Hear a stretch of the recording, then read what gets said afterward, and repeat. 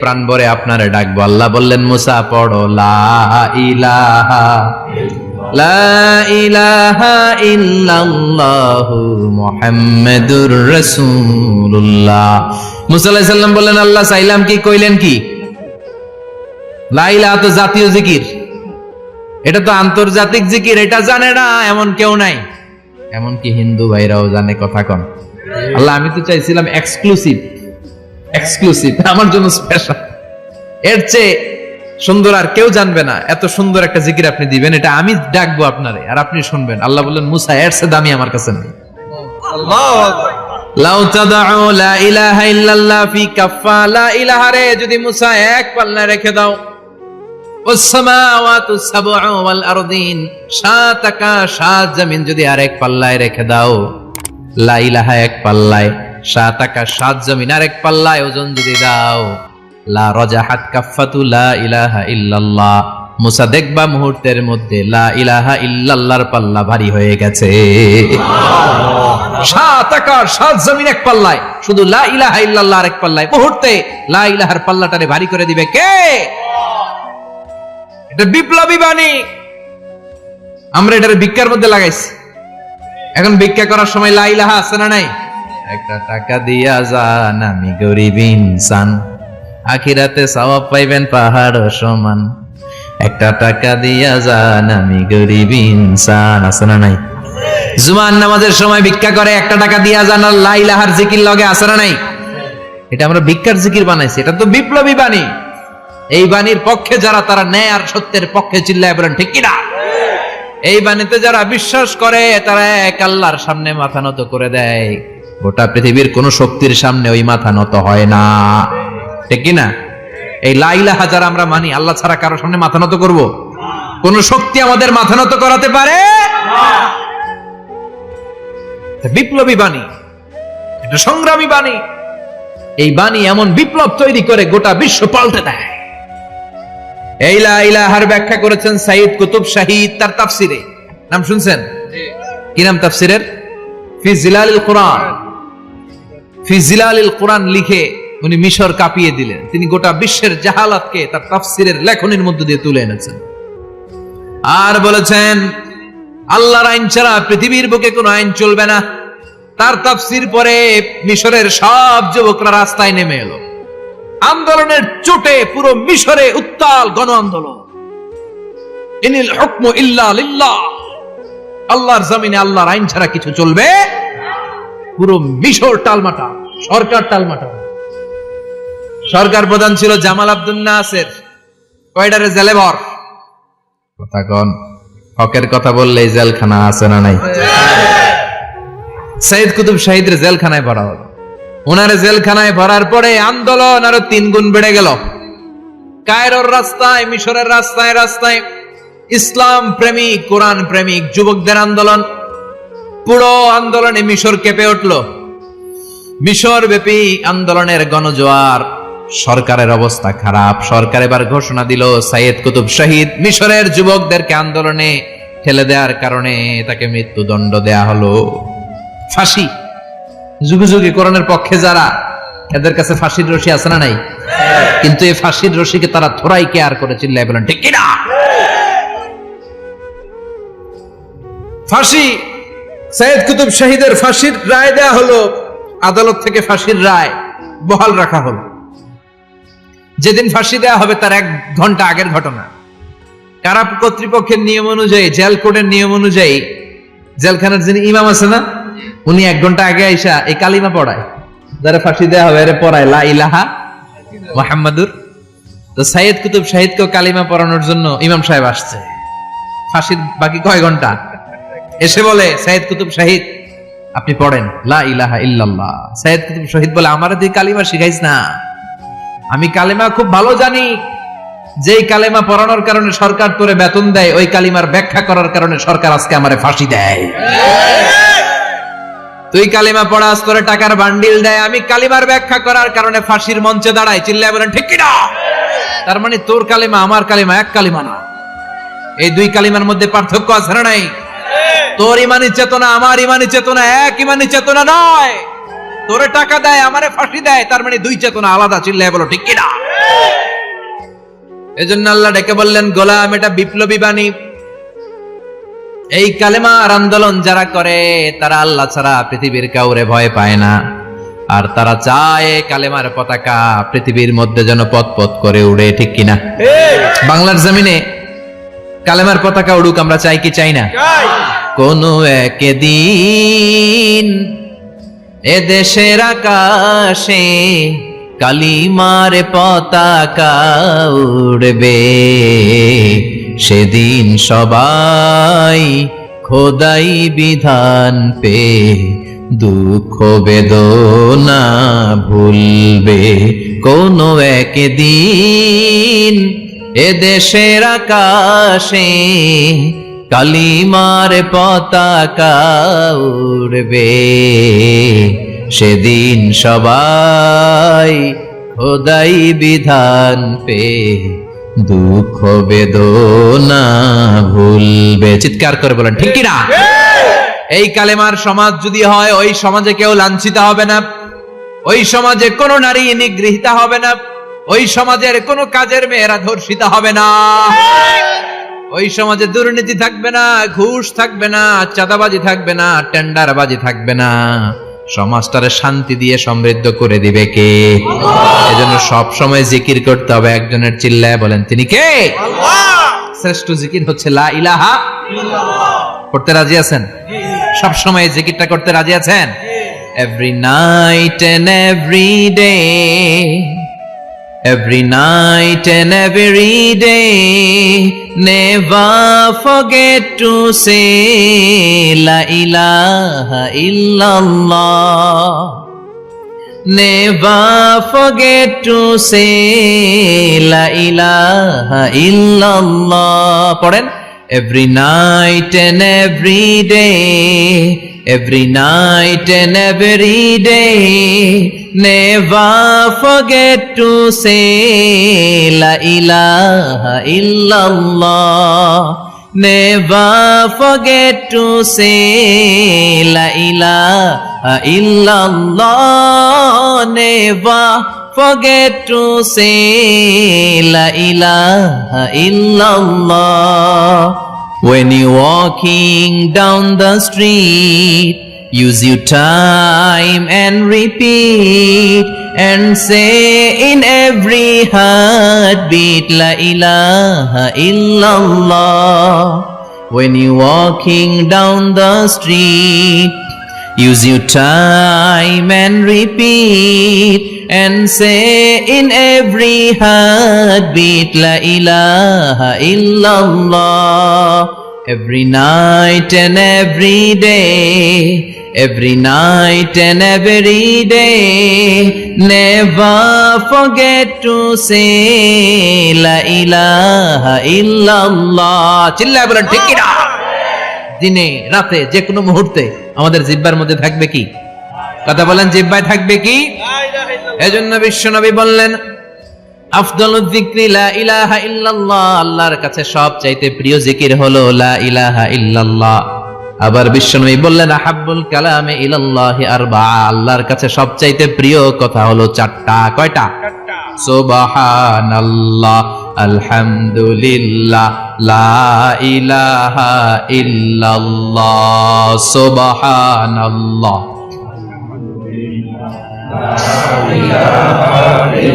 লা ইলাহা ইল্লাল্লাহ, মুহাম্মাদুর রাসূলুল্লাহ। সুবহানাল্লাহ পড়েন।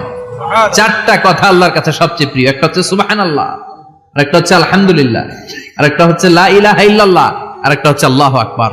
এই যে শুরুতে তিনটা তাকবীর দিছি, এই তাকবীরটা আল্লাহর প্রিয় কথা আছে চারটায়। চারটার মধ্যে একটা আছে না নাই? আওয়াজ করে পড়েন আল্লাহু আকবার। সবচেয়ে প্রিয় আল্লাহর কাছে এই চারটা কথা। লা ইয়াদুররুকা বিআইয়িহিন্না বাদাতা। বিষ্ণু বললেন এই চারটার যেটা দিয়ে শুরু করতে মন চায় করো, কোনো সমস্যা নেই। সুবহানাল্লাহ পড়েন। এজন্য ফরজ নামাজের পরে এই তাসবিহগুলো পড়বেন। আব্দুল্লাহ ইবনে আমর ইবনে আস তিনি বর্ণনা করেন, আমি বিশ্বনবীকে আঙ্গুলের গিরা দিয়ে এই তাসবিহগুলো পড়তে দেখেছি। রাআইতুন নাবিয়্যা সাল্লাল্লাহু আলাইহি ওয়াসাল্লাম ইয়াকিদু তাসবিহা বিয়ামিনি। আমি বিশ্বনবীর ডান হাতের আঙ্গুলের গিরায় তাসবিহগুলোকে পড়তে দেখেছি। পড়তে রাজি আছেন? ডান হাত তোলেন, এই আঙ্গুলের করের মধ্যে এভাবে রাখেন, এভাবে রেখে নামাজের পরেই সুবহানাল্লাহ আলহামদুলিল্লাহ পড়তে রাজি আছেন? সুবহানাল্লাহ 33 বার, আলহামদুলিল্লাহ 33 বার, আল্লাহু আকবার 33 বার পড়তে রাজি আছেন সবাই? আল্লাহ তুমি কবুল করো। ফরজ সালাতের পরে আমরা মুনাজাত দেওয়ার জন্য পাগল হয়ে যাই। আসসালামু আলাইকুম ওয়া রাহমাতুল্লাহ, আসসালামু আলাইকুম ওয়া রাহমাতুল্লাহ, আমিন ইয়া আরহামার রাহিমিন। আসনা নাই? কিন্তু বিশ্বনবী সালাম ফেরানোর পরে সর্বপ্রথম যে আওয়াজটা করতেন সেটা হচ্ছে আল্লাহু আকবার। এরপর 3 বার পড়তেন আস্তাগফিরুল্লাহ আস্তাগফিরুল্লাহ আস্তাগফিরুল্লাহ। এরপর আয়াতুল কুরসি একবার। কয়বার? মান ক্বারা আয়াতুল কুরসি দুবুরা কুল্লি সালাতিন মাকতুবা লাম ইয়ামনাহু মিন দুখুলিল জান্নাতি ইল্লাল মাউত। প্রত্যেক ফরজ সালাতের পরে যে একবার আয়াতুল কুরসি পড়ে তার জান্নাতে ঢোকার ক্ষেত্রে আর কোনো বাধা থাকে না, একটা জিনিস ছাড়া, সেটা হচ্ছে মরণ। লোকটা মরে না তাই জান্নাতে যায় না, মরলেই জান্নাতি। সুবহানাল্লাহ, আল্লাহু আকবার। এরপরে 33 বার সুবহানাল্লাহ, 33 বার আলহামদুলিল্লাহ, 33 বার আল্লাহু আকবার। সবশেষে মিলাবেন লা ইলাহা ইল্লাল্লাহ ওয়াহদাহু লা শারীকা লা লাহুল মুলকু ওয়া লাহুল হামদু ওয়া হুয়া আলা কুল্লি শাইইন কাদির। এরপরে পড়তেন আল্লাহুম্মা আনতাস সালাম ওয়া মিনকাস সালাম তাবারাকতা ইয়া যাল জালালি ওয়াল ইকরাম। এরপরে পড়তেন আল্লাহুম্মা লা মানিআ লিমা আ'তাইতা ওয়া লা মু'তিয়া লিমা মানা'তা ওয়া লা ইয়ানফা'ু যাল জাদ্দি মিনকাল জাদ। এরপরে পড়তেন আল্লাহুম্মা ইন্না নাসআলুকাল হুদা ওয়াত তুকা ওয়াল আফাফা ওয়াল গিনা। এরপরে পড়তেন আল্লাহুম্মা আ'ইন্না আলা যিকরিকা ওয়া শুকরিকা ওয়া হুসনি ইবাদাতিক। সুবহানাল্লাহ পড়েন। কত তাসবিহ, কত দোয়া। আবার ফজরের সময় পড়তেন আল্লাহুম্মা বিকা আসবাহনা ওয়া বিকা আমসাইনা ওয়া বিকা নাহইয়া ওয়া বিকা নামুতু ওয়া ইলাইকান নুশুর। সুবহানাল্লাহ পড়েন। এগুলো পড়ে না? আল্লাহুম্মা আমিন ইয়া আরহামার রাহিমিন। কত বড় ডাকাত। ফরজ সালাতের পরে তাসবিহগুলো পড়বেন। কথা বলেন, পড়তে রাজি আছেন সবাই? আর তাসবিহ শেষ হলে দোয়া করেন, সমস্যা নাই। দোয়া করতে হবে কার কাছে? বিশ্বনবী বললেন না, দোয়া মুখুল ইবাদা, দোয়া হলো ইবাদতের নির্যাস। যার দোয়া নাই ওর কিচ্ছু নাই। দোয়া করেন নাই তো নামাজে কাজ হবে না, দোয়া করেন নাই রোজায় কাজ হবে না। কথা কোন? আর দোয়া মুখুল ইবাদা, দোয়া হচ্ছে ইবাদতের নির্যাস। আবার তিরমিজির বর্ণনায় বললেন আর দোয়া হুয়াল ইবাদা, দোয়াটাই নাকি ইবাদত। দোয়াটা ইটসেলফ, এইটাই ইবাদত। নামাজ যেমনি ইবাদত, রোজা যেমনি ইবাদত, হাত তুলে যে দোয়া করলেন এইটাও ইবাদত। সুবহানাল্লাহ পড়েন। এটা মুমিনের ওয়েপন, সিলাহুল মুমিন। সাপ্লিকেশন, দোয়ার ইংরেজিতে বলে সাপ্লিকেশন। সাপ্লিকেশন is the weapon of believers, এটা বিশ্বাসীদের অস্ত্র। সবকিছুর কারামতি যেখানে শেষ, দোয়ার কারামতি ওইখানে। এরকম অনেক শুনবেন, ক্যান্সারে আক্রান্ত, দুরারোগ্য ব্যাধি, বাংলাদেশের চিকিৎসা শেষ, ইন্ডিয়া গেছে, কয় বাঁচবো 3 মাস। কয় মাস? এরপরে 7 বছর বাইসা ছিল। কেমনে বাঁচলো? কেমনে? দোয়া। দোয়ার পাওয়ার আছে না নাই? তবে দোয়াটা দোয়ার মতো হতে হবে। সিনসিয়ার দোয়া ইজ লাইক এ মিসাইল। একনিষ্ঠ দোয়া এটা মিসাইলের মতো। মিসাইল হামলা করলে ইঞ্চি ইঞ্চি যেখানে মিসাইল বোমাটা পড়ার কথা ঠিক ওখানে পড়বে। ড্রোন হামলা করলে ঠিক ওখানে, ব্যালিস্টিক ক্ষেপণাস্ত্র নিক্ষেপ করলে লক্ষ্য বস্তু যেমনি ভিত করে, তেমনি দোয়ার মতো দোয়া করলে মুহূর্তেই দোয়া কবুল হয়ে যায়। আমরা দোয়ার মতো দোয়া করতে জানি না। কেমন করে দোয়া করতে হয় আমাদের জানা নাই, এজন্য দোয়াও কবুল হয় না। চিল্লা এখন ঠিক কিনা? কিন্তু আল্লাহ ওয়াদা দিয়েছেন উজিবু দাওয়াতাদ দাঈ ইযা, আমার বান্দা দোয়া করলে আমি দোয়া কবুল করি। আমার বান্দা চাওয়া মাত্রই আমি কবুল করে নেই। সুবহানাল্লাহ পড়েন। যত দোয়া আপনি করেছেন সব কবুল, সব। অল অফ ইউর দোয়াজ আর অ্যাকসেপ্টেড, সব কবুল হয়েছে আল্লাহর কসম। অনেকে বলবে হুজুর এটা আবার কি কইলেন, এতক্ষণ তো ভালোই কইতেছিলেন। সব দোয়া আবার কবুল হয় কেমনে? আমি তো জীবনে কত কিছু চাইলাম, কত কিছু তো পাই নাই। আছে না এরকম? অনেকে অনেক পেরেশান, আফসোস করে হুজুর চাইলাম আল্লাহ দিল না। 4টা মাইয়া, এবার কাবা ধইরা চাই আইছি পোলার কথা, এটাও হইছে মাইয়া। আছে না নাই? 5টা ছেলে হইছে, মেয়ের জন্য বুকটা হাহাকার। হজে যে আরাফাতের ময়দানে চেয়ে আসলাম, এইবারও হইছে আর একটা পোলা। আছে না নাই? কত কিছু চাইলাম, পাইলাম না হুজুর, দিল না আল্লাহ। বলে না আপনার সব দোয়া কবুল। তবে কবুল হওয়ার 3টা সিস্টেম আছে। কয়টা? কয়টা? আপনি যত দোয়া করছেন সব কবুল, কারণ আল্লাহর কাছে কিছু চাইলে আল্লাহ ফিরাইয়া দিতে জানে না। সুবহানাল্লাহ কোন?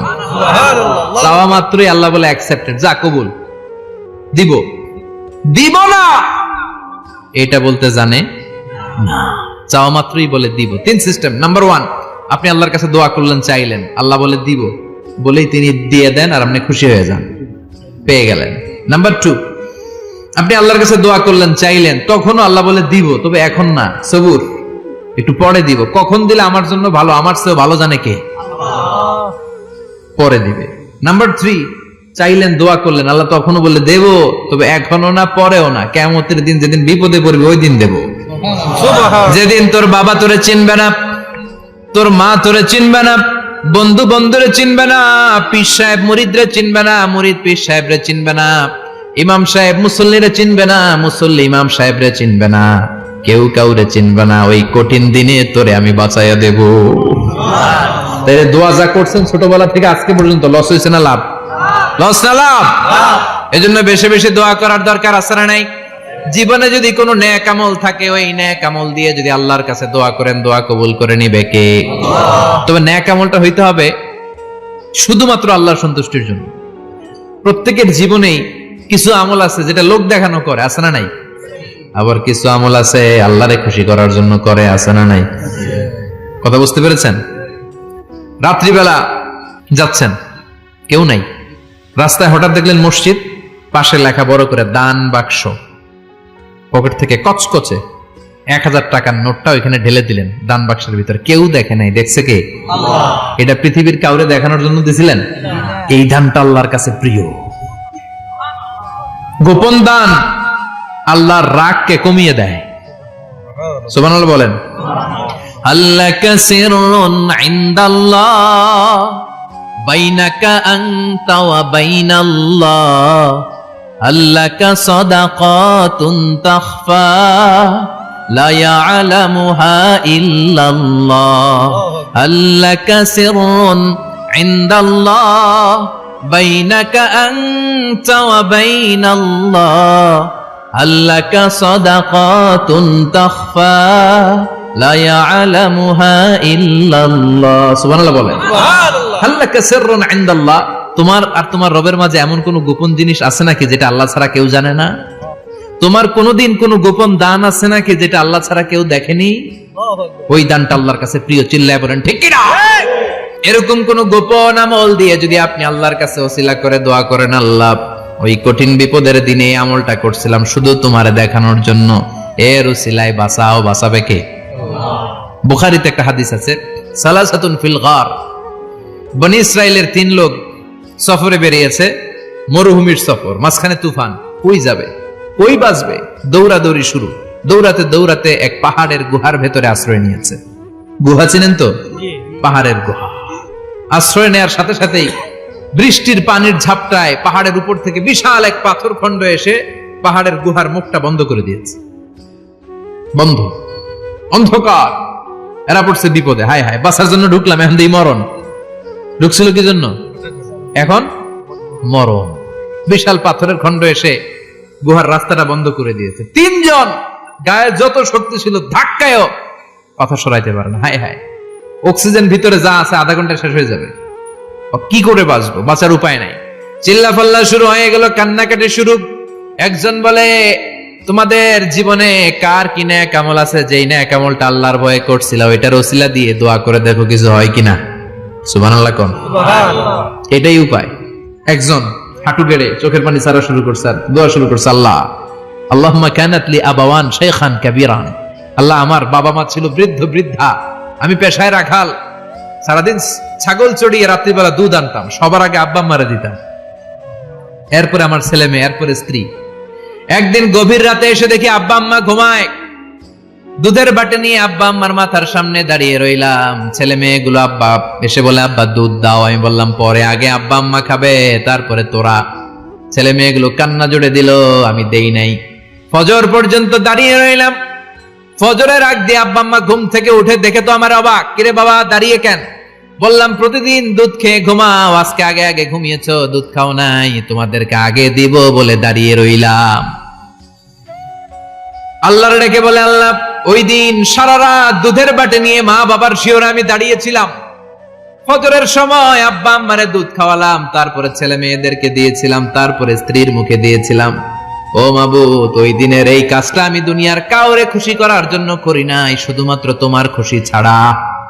ওই রাতের ইবাদত যদি তোমার দরবারে ভালো লেগে থাকে, ফাফাররিজ আন্না মা নাহনু ফি, আজকের বিপদের দিনে কেউ বাঁচানোর নাই, তুমি আমাদের বাঁচাও। ফানফাজারাত, মুহূর্তের মধ্যে 1/3 বিশাল পাথর খণ্ডটা 1/3 ডান দিকে সরে যায়, এক পাশে সরে যায়। সামান্য আলো বাতাস ঢুকতে আরম্ভ করলো। এখন বাতাস ঢুকে এখন বেঁচে থাকতে পারবে এই নিশ্চয়তা হয়েছে। সুবহানাল্লাহ কোন। এবার সে বলল, ভাই তোর কি আমল আছে বল। দ্বিতীয় জন হাঁটু গেড়ে আবার চোখের পানি ছেড়ে আল্লাহরে ডেকে বলে, মাবুদ, আমার এক চাচাতো বোন ছিল, কানাতলি ইবনাতু আম জামিলা ওয়া কুনতু উহিব্বুহা কাআশাদ্দি মা ইউহিব্বুর রিজাল আন-নিসা। আল্লাহ, সুন্দরী, অনন্যা, অপ্সরী, প্রিয়ংবদা, অনুসুয়া, গুণবতী, রূপবতী আমার এক চাচাতো বোন ছিল, তার প্রেমে আমি ছিলাম পাগল পাড়া। কিন্তু সে তো আমার ডাকে সাড়া দেয় না। অনেক চেষ্টা করলাম তারে পাওয়ার জন্য। চাচাতো বোন আমারে বলে, 100 স্বর্ণ মুদ্রা যেদিন দিতে পারবা ওই দিন আমারে পাবা। এবার আমি স্বর্ণ মুদ্রা কালেকশনের কাজে লেগে গেলাম। বছরের পর বছর চেষ্টা করে 100 স্বর্ণ মুদ্রা যেদিন পেলাম ওই দিন চাচাতো বোনের কাছে গেলাম, যে তার হাতে স্বর্ণ মুদ্রা দিলাম, বললাম চলো এবার আমরা অপকর্ম করি। স্বর্ণ মুদ্রা পেয়ে সেও খুশি, আমিও খুশি। সে পাইছে স্বর্ণ, আমি পাইছি তারে। গোপন একটা রুমের ভেতরে ঢুকলাম, দুজনে জামা কাপড় খুলে ফেললাম, নেকেড হয়ে পাপ কাজ শুরু করব। ইন দা মিন টাইম আমার চাচাতো বোন আমারে বলে, ও আমার চাচাতো ভাই, আমারে তুই আমার সতীত্ব তুই নষ্ট করে দিস না, ইত্তাকিল্লাহ, আমার সম্ভ্রম তুই শেষ করে দিস না, ইত্তাকিল্লাহ, আল্লাহরে ভয় কর। আল্লাহ, ওই মুহূর্তে ফিরে আসা কঠিন কঠিন, কিন্তু ইত্তাকিল্লাহ, আল্লাহরে ভয় করে, এই শব্দটা যখন শুনলাম আমার ভিতরটা কেঁপে উঠেছে। আমি মুহূর্তে তোমার ভয়ে জামা পড়ে ওই রুম থেকে চিৎকার মেরে বেরিয়ে গিয়েছি। আল্লাহ, সেদিন আমি পাপ কাজ করি নাই, সেদিন আমি মনের খায়েশ মিটাই নাই, তোমার ভয়ে সেদিন আমি দৌড়ে পালিয়েছি। ওই দিনের ইবাদতটা, আমলটা যদি তোমার কাছে ভালো লেগে থাকে, ফাফাররিজ আন্না ফিমা নাহনু ফি, আজকে যেই বিপদে আছি তুমি বাঁচাও। বলার সাথে সাথে 2/3 2/3 পাথরের খণ্ডটা আরো ডান দিকে সরে যায়। সুবহানাল্লাহ পড়েন। এবার আরো বড় ফাঁকা হয়েছে। এবার তারা বেরোতে চেষ্টা করলো, দেখে মাথা বেরোয়, শরীর বেরোয় না, হাত বেরোয়, পিঠ বেরোয় না, পা বের হয়, দেহ বেরোয় না, আরো সরতে হবে। এবার বাকি আছে কয়জন? সে দোয়া করতে শুরু করলো, আল্লাহ ইস্তাজারতু জারাক, আমি ব্যবসায়ী ছিলাম, অনেক শ্রমিক ভাড়া করে একদিন একটা কাজ করালাম, সব শ্রমিকের টাকা দিয়ে দিলাম। এক শ্রমিক টাকা না নিয়ে ভাগলপুর কই যে গেছে নিজেও জানি না, ওর টাকা আমার কাছে রয়ে গেল। এই শ্রমিককে আর টাকাটা বুঝাই দিতে পারি নাই। এই টাকা দিয়ে আমি কয়েকটা ছাগল কিনলাম, এই ছাগলগুলো বাচ্চা দিল, ওগুলো বাচ্চা দিল, ওগুলো বাচ্চা দিল, দিতে দিতে বিশাল ছাগলের ডেইরি ফার্ম করে ফেললাম তার ওই টাকা দিয়ে। 1 যুগ 12 বছর পরে সে এসে বলে, আমার টাকা ফিরায় দাও। আমি বললাম, এই যে ছাগলের ডেইরি ফার্ম পুরোটাই তোমার। সে বলে, আতাস্তাজিউ মিন্নি, আমার সাথে ঠাট্টা করো? আমি পাই সামান্য কয়টা টাকা, 1 যুগ আগে যে টাকা পাইতাম ওইটা দিলেই চলবে। আমি বললাম, ও শ্রমিক, তোমার টাকা দিয়ে আমি ছাগল কিনে ব্যবসা করেছি, ছাগল বাচ্চা দিয়েছে, বাড়তে বাড়তে বাড়তে বাড়তে আজকের বিশাল এই ডেইরি ফার্ম, এই ডেইরি ফার্মের মালিক আমি নই, তুমি নিয়ে যাও। বলার সাথে সাথে শ্রমিক আনন্দে নাচতে নাচতে ডেইরি ফার্ম নিয়ে যায়। ও আল্লাহ, ওই দিন যদি সে যতটুকু টাকা পাওনা ছিল অতটুকু দিলেই সে খুশি হয়ে যেত, শুধু তোমার খুশির জন্য পুরো ডেইরি ফার্ম আমি তারে দিয়ে দিয়েছিলাম। আল্লাহু আকবার। আল্লাহ, আজকের এই বিপদের দিনে আমার সেদিনের আমলটা যদি তোমার কাছে ভালো লাগে তুমি বাঁচাও। বলতে দেরি, মুহূর্তের মধ্যে বিশাল প্রকাণ্ড পাথর খণ্ডটা অন্যদিকে দৌড়ে চলে যায়। পাহাড়ের গুহা ওপেন, পাথর খণ্ড নাই। আল্লাহর শুকরিয়ার তাকবীর দিতে দিতে 3 জন বের হয়ে যায়। সুবহানাল্লাহ পড়েন। সহিহ বুখারীর বর্ণনা, সহিহ হাদিস। নিজের এমন কোন নেক আমল যদি থাকে যে আমলটা শুধু আল্লাহর জন্য করেছিলাম,